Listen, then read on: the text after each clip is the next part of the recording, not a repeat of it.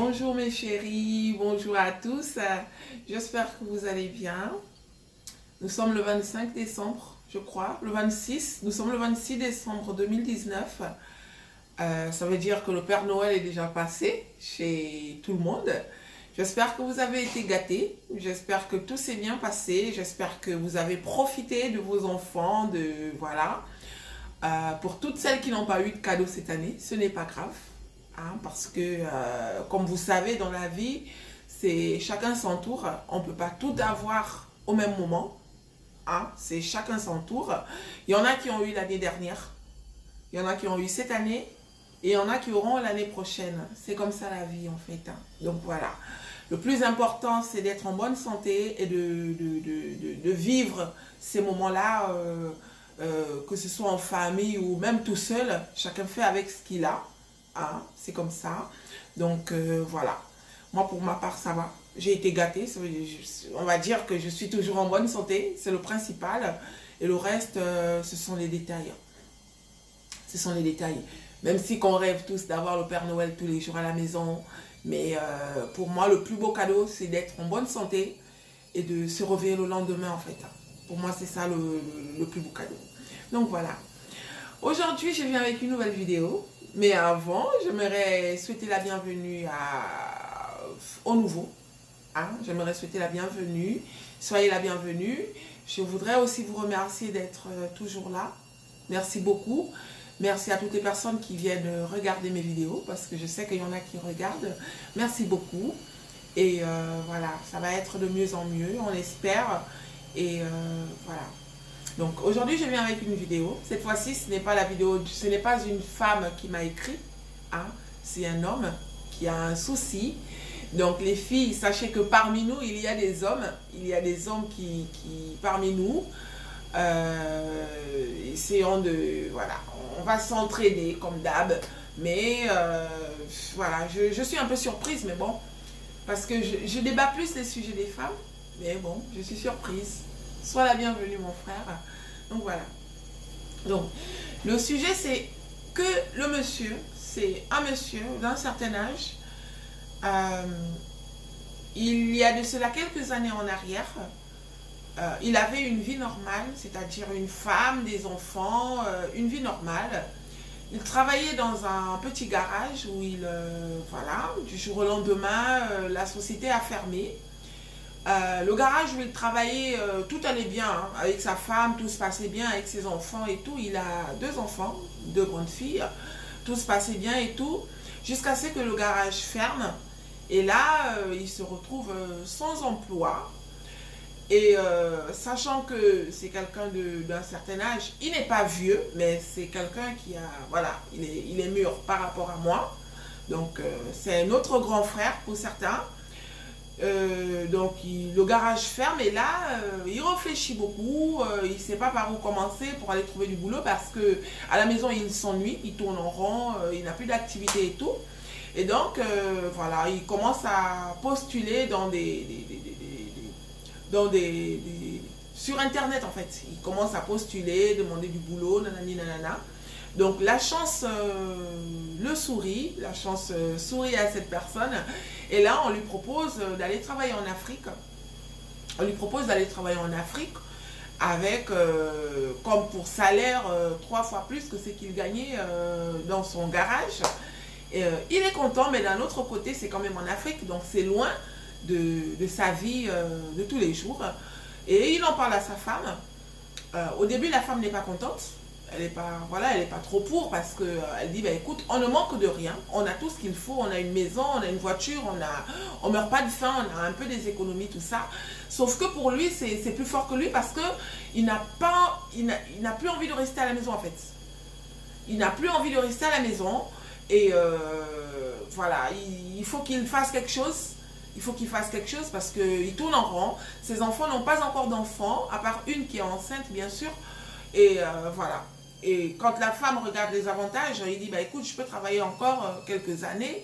Ça va forcément être bénéfique pour nous et pour nos enfants. Qu'est-ce que tu en penses? Bon, après, il réussit à convaincre sa femme. Et là, elle accepte. Donc, excusez-moi.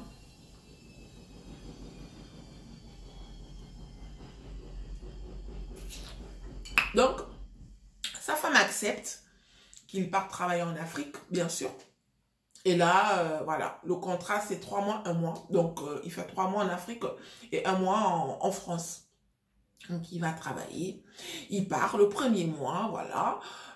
Il gagne, c'est 3 fois plus. Hein. Le salaire, c'est 3 fois plus que ce qu'il pouvait gagner ici, en fait. Parce qu'il part là-bas en tant qu'expatrié. Donc, quand il arrive, il a une maison, une grande baraque, il a un chauffeur, il a un gardien, il a une femme de ménage, il a de l'argent de poche, il a ceci, il a cela.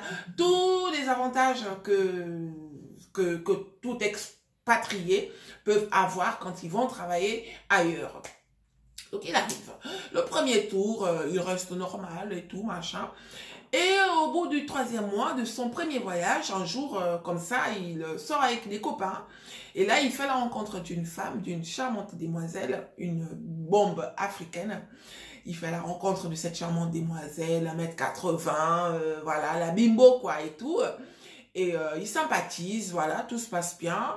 Ils s'échangent les numéros de téléphone, mais le lendemain, le monsieur, il doit partir, il doit rentrer en France pour la fin de son premier contrat. La fin de son premier contrat, oui, et tout.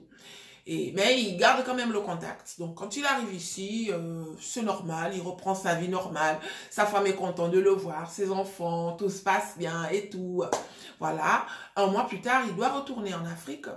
Et voilà, quand il retourne, le jour même, il envoie un message à la demoiselle qu'il avait rencontrée.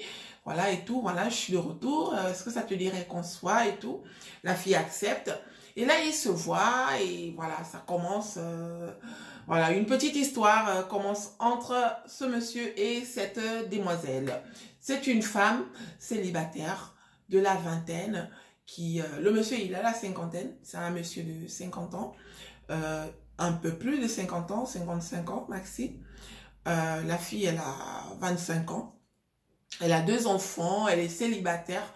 Elle se cherche une très belle femme. D'après lui, hein. Moi, vous voyez, quand on m'écrit, en fait, voilà, j'essaye de raconter comme si c'était une histoire. J'essaye. J'essaye d'enlever certains trucs et rajouter, histoire de faire en sorte que quand vous écoutez, vous soyez un peu concentré. Voilà. Donc, le monsieur, il a 55 ans maximum. Je ne connais pas son âge exact, mais je sais qu'il a la cinquantaine.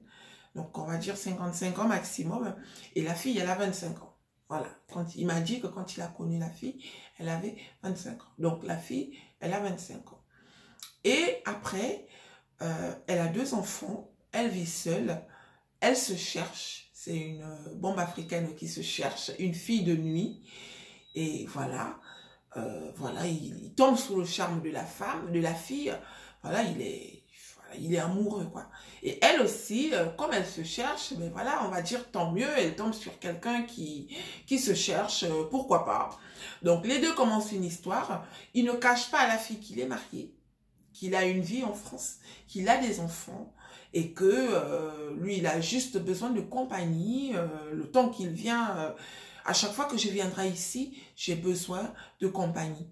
C'est ce qu'il dit à la fille. La fille lui dit, ok, il n'y a pas de problème.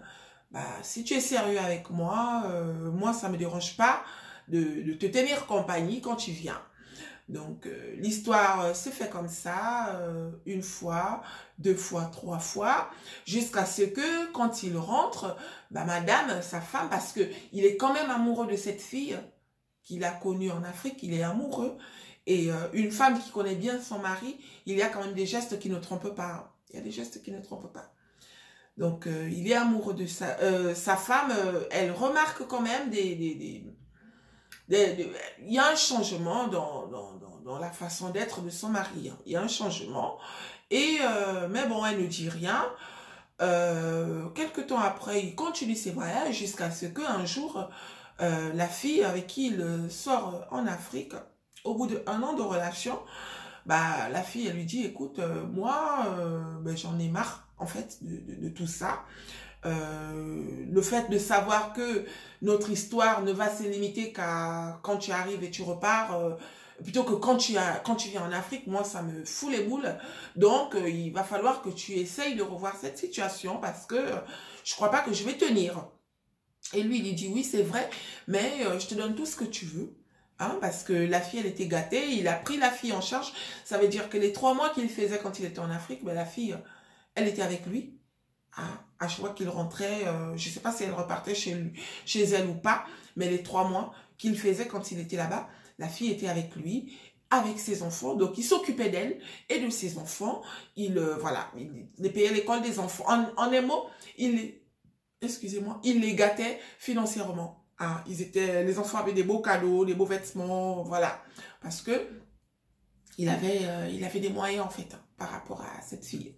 Sauf que, au fur et à mesure que la relation évolue, ben, la fille, elle lui dit, écoute, moi, personnellement, voilà, je sais pas si je vais tenir, mais il va falloir que tu essayes de trouver une solution parce que ça me saoule de savoir que notre histoire n'ira jamais plus loin, quoi. Donc, voilà. Il dit oui, mais dès le départ, je t'avais prévenu. Voilà, ma femme et moi, ça fait 35 ans qu'on est ensemble. On a des grands-enfants.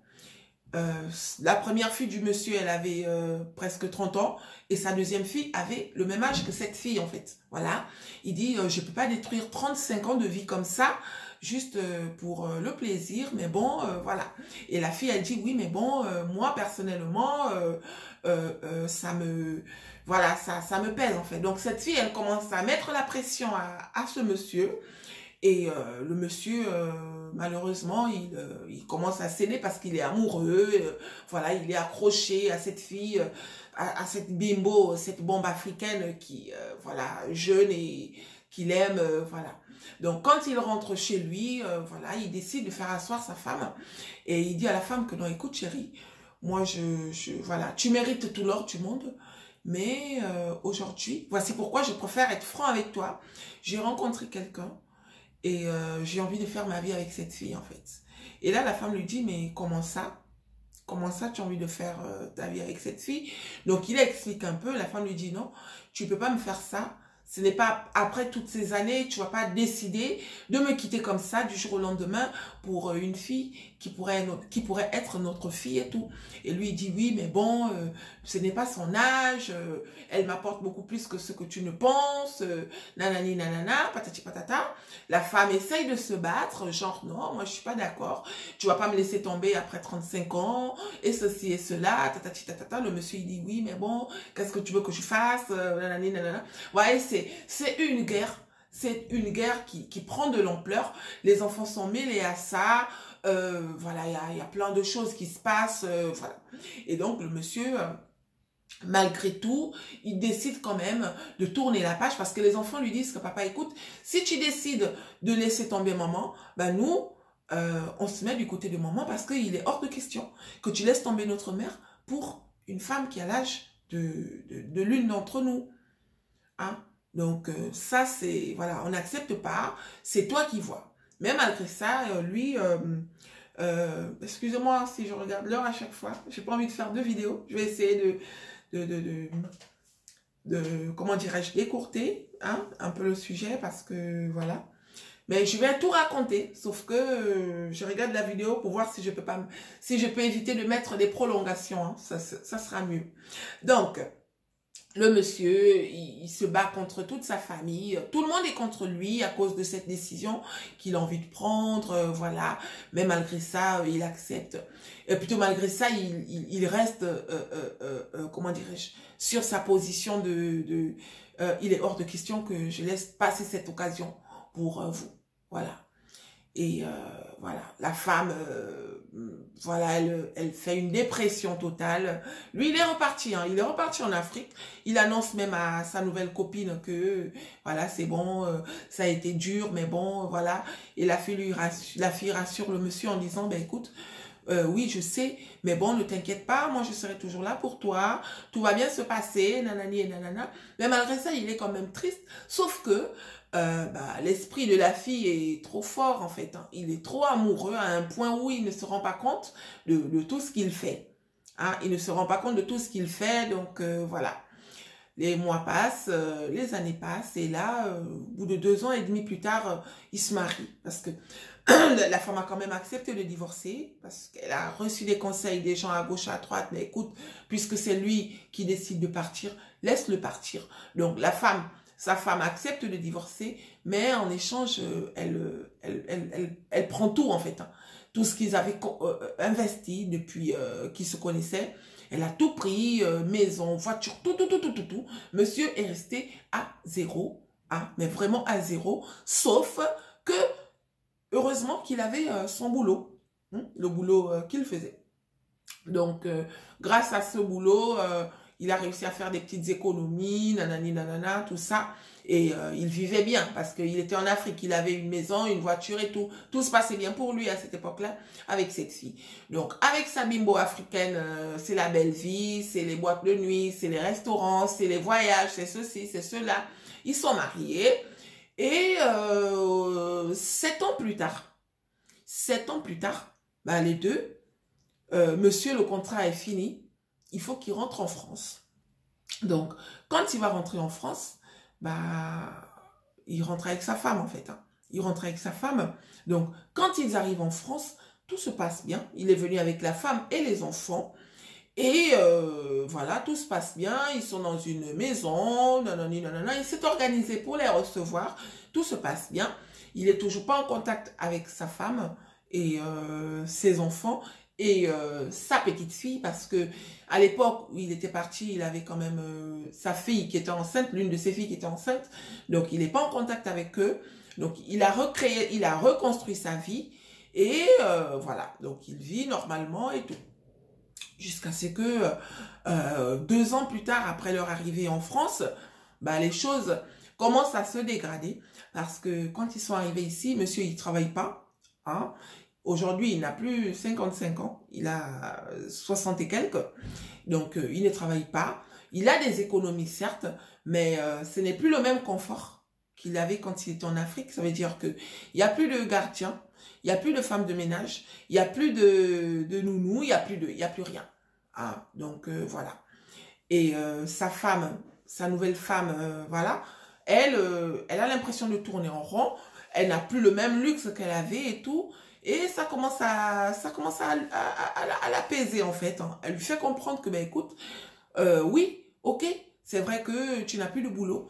Mais moi, personnellement, j'ai l'impression de ne pas être à ma place en fait. Parce que, voilà, je tourne en rond. Je peux même plus me faire plaisir comme je veux.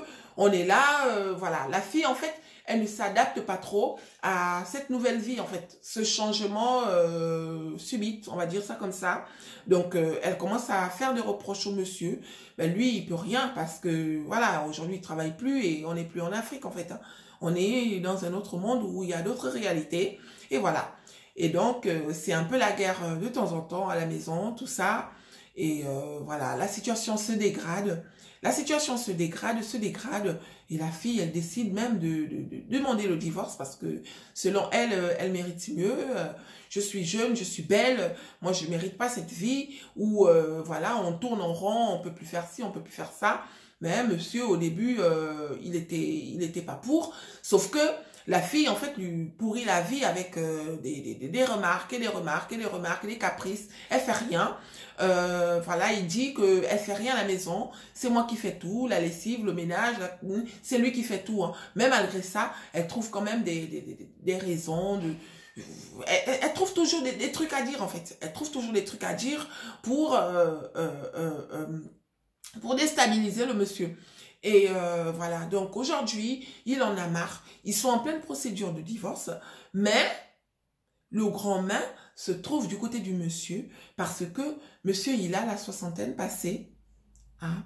Je ne dis pas qu'à 60 ans, on est vieux, hein. Je ne dis pas ça. Mais à 60 ans, on n'a pas 50 ans, en fait, hein. On n'a pas 40 ans, on n'a pas moins. On a soixantaine. On a la soixantaine. Donc, on avance, en fait. Donc, voilà. Et il se rend compte, en fait, que si à mon âge, je dois laisser partir cette fille, sachant que hier, j'avais une autre vie, qu'est-ce que je vais devenir, en fait? Donc, monsieur, en ce moment, il est en pleine dépression. il est en pleine dépression, les filles. Il a besoin de nous. Il a besoin de nos conseils. Il a besoin de notre soutien. Il a besoin voilà.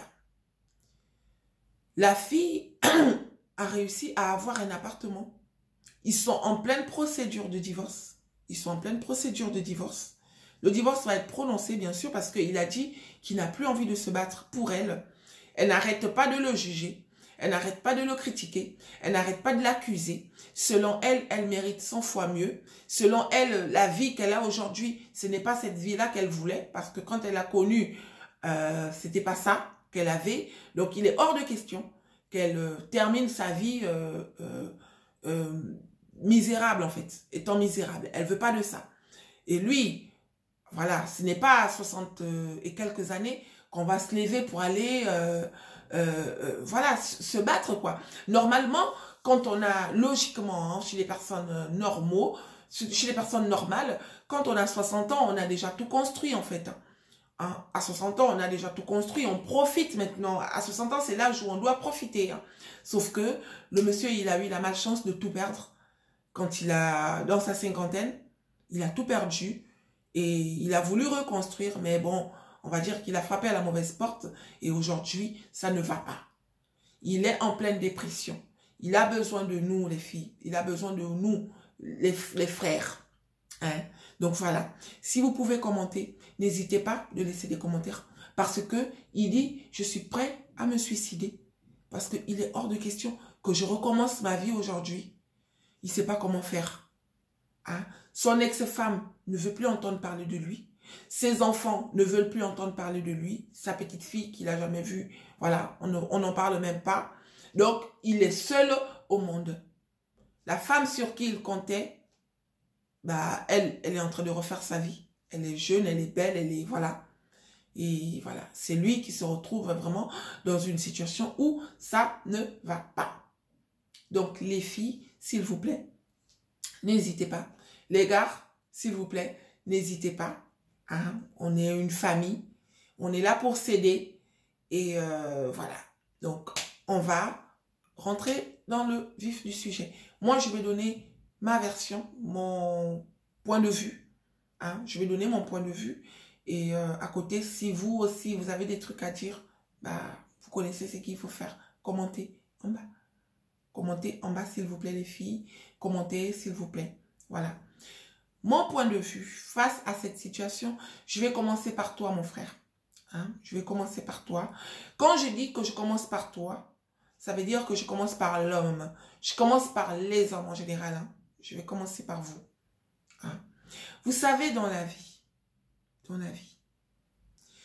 l'ingratitude, hein? L'ingratitude ne s'achète pas.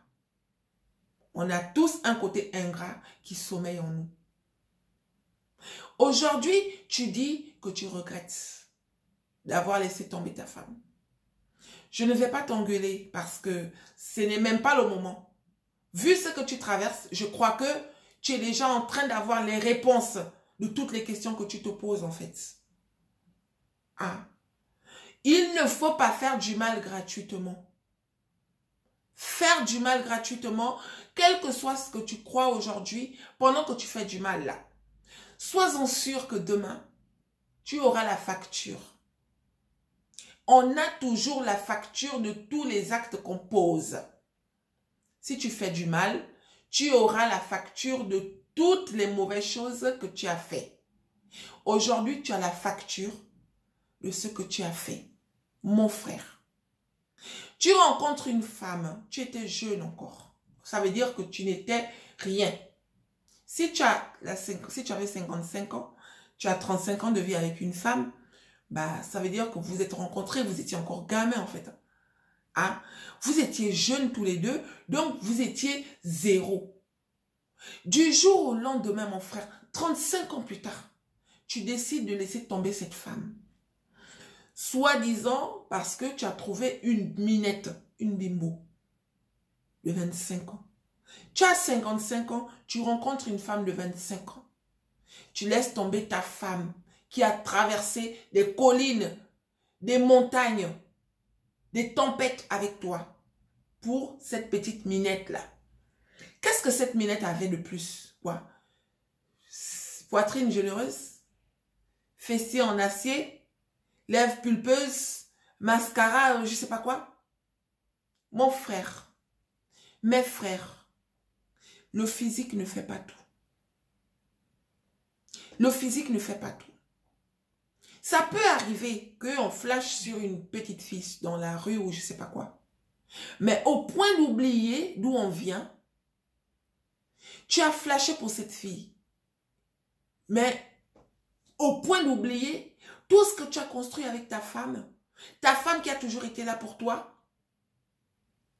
Tu vois, je ne vais pas te juger en fait. Parce que je crois que tu es en train de payer ton karma. La vie est en train de te corriger.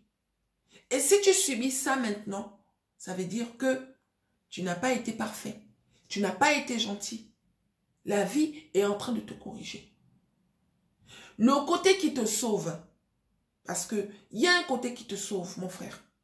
Le côté qui te sauve, c'est parce que si tu as pris le courage de m'en parler, hein, si aujourd'hui tu dis que tu es prêt au suicide, c'est parce que tu es redescendu. Là, tu es redescendu là. En fait, avant, on va dire que tu étais en haut. Tu avais les yeux fermés, sûrement. Mais tu ne savais pas que dans la vie, on payait toujours ses factures. Donc, tu es redescendu. Et aujourd'hui, tu es en train de payer ta facture. Le conseil que je peux te donner, mon frère, fais tout. Cherche. Enlève l'orgueil. L'orgueil ne paye pas. Fais tout pour aller revoir ton ex-femme. Parce que c'est elle qui détient, aujourd'hui, à l'heure où on parle, c'est elle qui détient la clé de ton sourire. Aujourd'hui, c'est elle qui détient la clé, tu comprends non, de ta conscience. C'est elle qui a toutes ces clés-là. Fais tout pour repartir vers cette dernière. On va rentrer à la nouvelle année. Tu comprends non? L'erreur est humaine. Je ne dis pas que ce que tu as fait est bien. Je ne dis pas que ce que tu as fait est bien. Je ne sais pas si à la place de cette dernière, j'allais te pardonner. Je ne sais pas. Mais ce que je sais, c'est que l'erreur est humaine.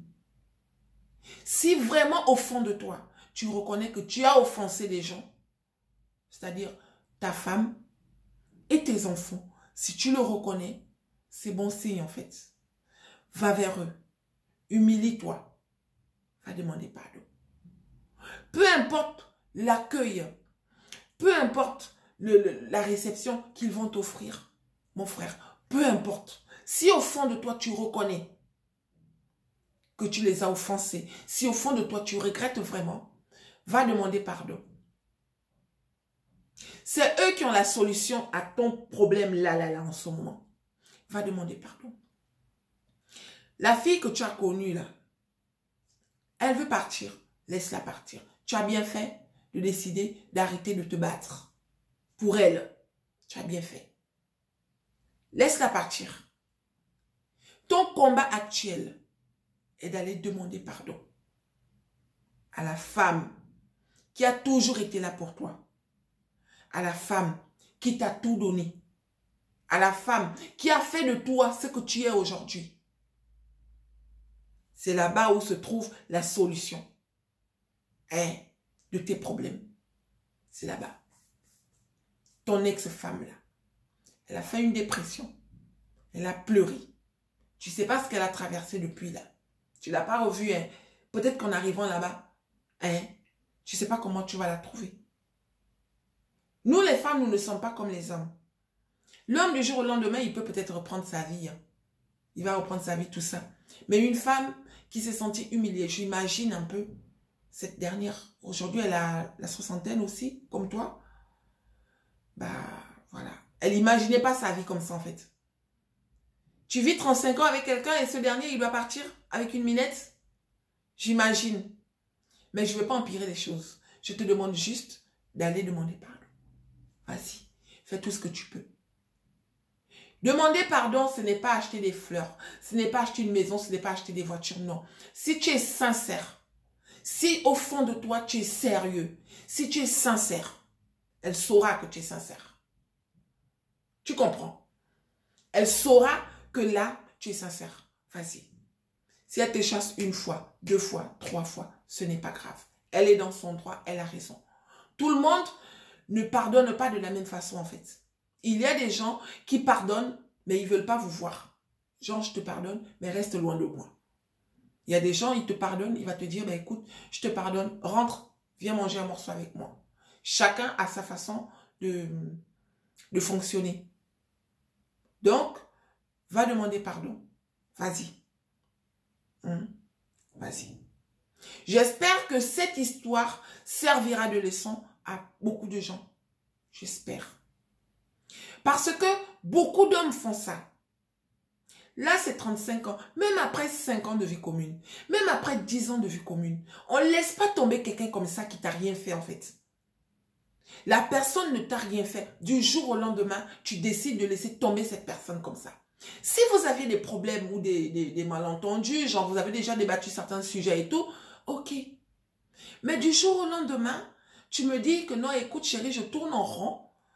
Tu sors, tu reviens et après tu me dis, écoute, j'ai décidé de te quitter. C'est trop.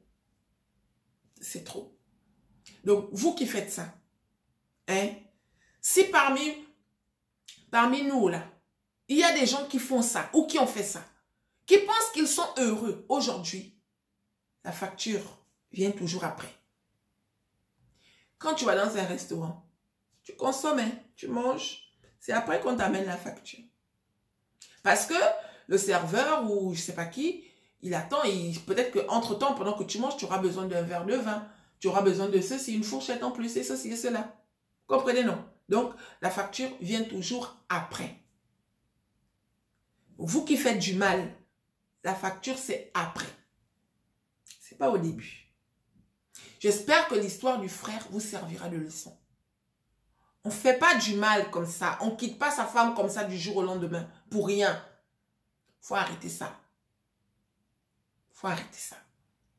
Ils sont pleins à avoir fait ça. Il y en a qui se sont même suicidés. Quand vous êtes amoureux des petites filles, là, ça peut ne pas être forcément une petite fille. Hein? Excusez-moi, hein, mes petites sœurs. Hein. Je ne dis pas que qu'il n'y a que vous qui faites des mauvaises choses. Même des vieilles comme moi, hein, il y en a qui font ça. Hein. Elle rencontre quelqu'un et puis voilà. Au fond d'elle, elle sait que, mais voilà. Même il y a des vieilles qui font ça. Je ne dis pas les petites filles. Mais un homme, tu rencontres une femme, du jour au lendemain, tu oublies tout, mon frère. Tes enfants, ta vie, tout ce que tu as traversé avec cette dernière. Encore si elle te faisait des mauvaises choses, oui. Mais vous avez toujours vécu une vie normale, en fait. Elle t'a jamais trompé. Elle t'a jamais, je sais pas, il n'y a jamais eu des problèmes qui t'ont amené à aller jusqu'à ce point. Pour une fille que tu rencontres comme ça du jour au lendemain, tu veux tout détruire. Réfléchissez bien. Réfléchissez bien. Parce que dans la vie, on paye toujours ce qu'on consomme. On récolte toujours ce qu'on sème. C'est comme ça. Donc, dans ton cas, va demander pardon. Humilie-toi s'il le faut. Rabaisse-toi. Fais tout ce qu'il faut. Tu comprends? Fais tout ce qu'il faut. Si ta femme est restée avec toi pendant 35 ans, elle t'a laissé partir, peu importe la souffrance qu'elle a endurée, le fait de te voir revenir vers elle, demander pardon, hein, tu vas guérir quelque chose. Tu ne demandes pas pardon pour toi, tu demandes pardon pour elle. Elle a besoin de toi. Elle a besoin de ce pardon peut-être pour retrouver le sourire. Ne serait-ce que pour dire 35 ans plus tard, est-ce que je savais? Elle a besoin de savoir qu'elle n'avait pas tort en fait dans tout ce qui s'est passé. Donc pour elle, même si quelque chose ne s'arrange pas entre vous, pour elle, elle a besoin que tu repartes vers elle. Demandez pardon. Tu ne l'as jamais fait. Hein? Tu ne l'as jamais fait, donc vas-y. Fais-le là. On va rentrer à la nouvelle année. Vas-y. J'espère que tu retrouveras le sourire. N'hésite pas de m'écrire, de me donner des nouvelles, tout ça. N'hésite pas. Hein? J'espère que tu retrouveras le sourire. Mais fais ça. Une fois que tu auras fait ça, toi-même, tu vas ressentir un soulagement. S'il y a des nouvelles, n'hésite pas, je viendrai donner les nouvelles aux autres qui nous suivent, qui, voilà. J'essaierai de venir dire de temps en temps. Tu as compris de mon frère. Je te souhaite bon courage et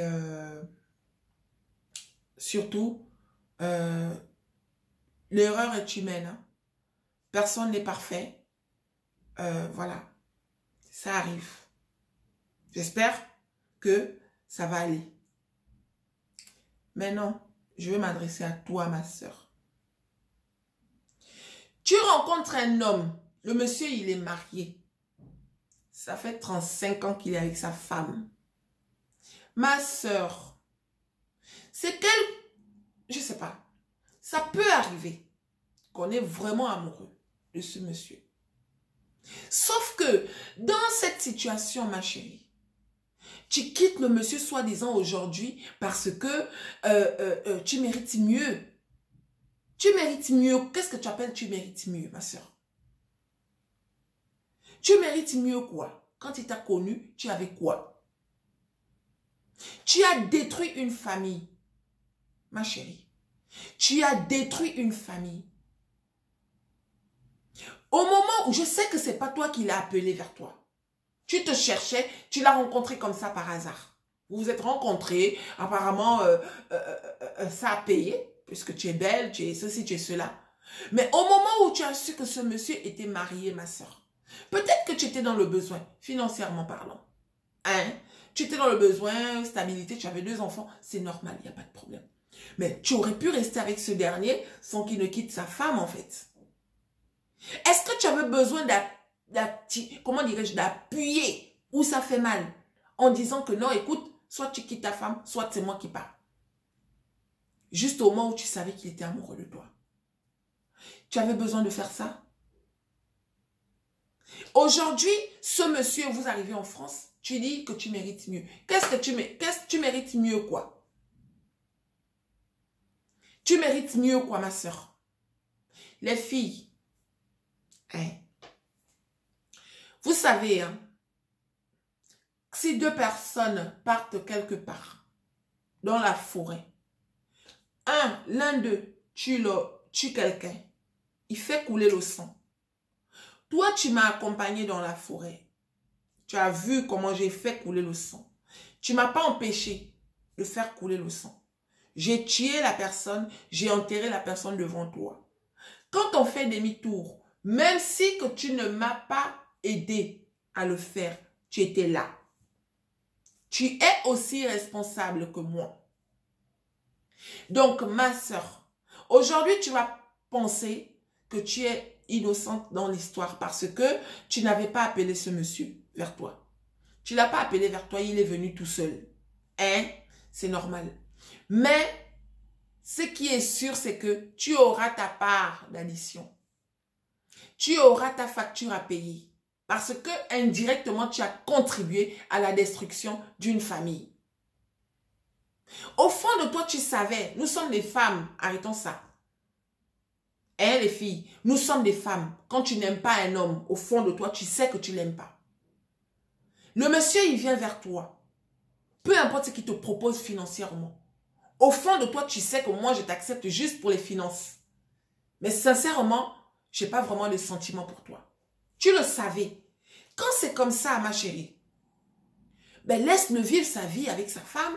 Prends ce que tu peux prendre. C'est méchant à dire ce que je dis. Hein. Moi, je n'encourage pas en fait. Hein. Je n'encourage pas. Moi, je ne suis pas pour les filles qui sont avec les hommes mariés là. Personnellement, je ne suis pas pour. Parce que, peu importe ce que l'homme viendra te dire, ma chérie, sa femme n'est pas au courant de ce qu'il fait dehors. Sa femme n'est pas au courant. Oh. Donc, indirectement, inconsciemment, tu contribues à la destruction de sa vie. Il y a des hommes, ok, à la maison, ça ne va pas. Donc, qu'est-ce qu'il fait? Il va voir dehors. Il fait ce qu'il a à faire et tout, nanani, nanana. Bon, si toi, tu es dans le jeu, ma chérie, ben, vous faites ce que vous avez à faire, après, chacun prend sa route. Tu n'as pas à l'exciter à quitter sa femme. Ma chérie, ce monsieur a détruit sa famille pour toi. Aujourd'hui, tu dis que tu mérites mieux. Tu mérites mieux quoi? Tu mérites mieux quoi là? Ma petite soeur, tu mérites mieux quoi? Non. Tu ne mérites pas mieux. Tu fais partie du lot. Vous avez détruit, vous êtes complices tous les deux. Donc toi aussi, tu auras ta facture.